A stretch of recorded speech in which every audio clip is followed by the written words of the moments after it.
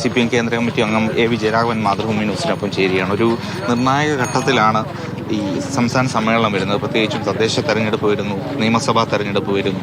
അങ്ങനെ ഒരു നിർണായക ഘട്ടത്തിൽ പാർട്ടി എത്തിയിരിക്കുകയാണ്. അപ്പോൾ അതൊക്കെ മുന്നിൽ കണ്ടുകൊണ്ടാണോ ഒരു നയരേഖ അവതരിപ്പിക്കുമെന്ന് പറയുന്നു? കേരളത്തെ സംബന്ധിച്ചിടത്തോളം കഴിഞ്ഞ 8 വർഷമായി CPIM ഇടതുപക്ഷം നേതൃത്വം നൽകുന്നൊരു ഗവൺമെൻറ്റാണ്. നമ്മളെ ഒരു ഇടതുപക്ഷ തുടർഭരണവും ഇതാദ്യമായിട്ടാണ് നമുക്ക് കിട്ടിയിട്ടുള്ളത്.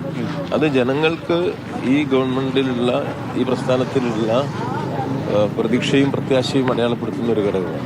സ്വാഭാവികമായിട്ടും കേരളത്തിൻ്റെ നാനാമേഖലയിലുമുള്ള സമഗ്രമായ പുരോഗതിയെ ലക്ഷ്യമിട്ടുകൊണ്ടുള്ള ഒരു പ്രവർത്തനം ഗവൺമെൻറ് നടത്തേണ്ടതുണ്ട്.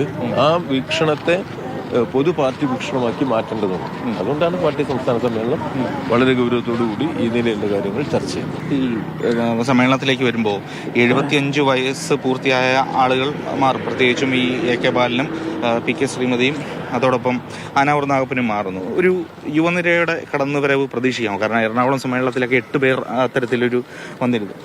അല്ല, എല്ലായ്പ്പോഴും നമ്മൾ പിന്നെ പുതിയ യുവനിരയെ പാർട്ടിയിലേക്ക് എടുക്കാറുണ്ട്. ഞങ്ങളൊക്കെ പാർട്ടി സംസ്ഥാന കമ്മിറ്റിയിലേക്ക് വന്നപ്പോൾ നല്ല ചെറുപ്പക്കാരായിട്ട് തന്നെയാണ് വന്നത്. താരതമ്യേന ഞങ്ങളൊക്കെ ഞങ്ങളൊക്കെ ഒരു വലിയ ഇന്നത്തെ ലീഡർഷിപ്പിലെത്തുന്ന ഒരുപാട് ആളുകൾ വളരെ ചെറിയ പ്രായത്തിൽ പാർട്ടി നേതൃത്വത്തിലേക്ക് വന്നവരാണ്. അത്തരം ആളുകളെ പരിശീലിപ്പിക്കുക, അങ്ങനെ ഒരു നേതൃത്വം എന്നതൊരു തുടർച്ചയാണ്. അതിലേക്ക് നമ്മുടെ സമൂഹത്തിന്റെ എല്ലാ വിഭാഗത്തും ആൾക്കാർ വരണം, ചെറുപ്പക്കാരും വരണം. അത് ആ സമഗ്രമായ സമീപനമാണ്. ആ സമീപനം എല്ലായ്പ്പോഴും CPM നുണ്ട്. ഈ ഭരണ തുടർച്ച മാത്രം മുന്നിൽ കണ്ടുകൊണ്ടല്ല, കേരളത്തെ തന്നെ മുന്നിൽ കണ്ടുകൊണ്ട് ആണ് നയരേഖ CPM സംസ്ഥാന സമ്മേളനത്തിൽ അവതരിപ്പിക്കുന്നത് എന്നുള്ളതാണ് മുതിർന്ന നേതാവായിട്ടുള്ള A. വിജയരാഘവൻ മാതൃഭൂമി ന്യൂസിനോട് പങ്കുവച്ചത്. AK സ്റ്റെഫിൻ, മാതൃഭൂമി ന്യൂസ്, കൊല്ലം.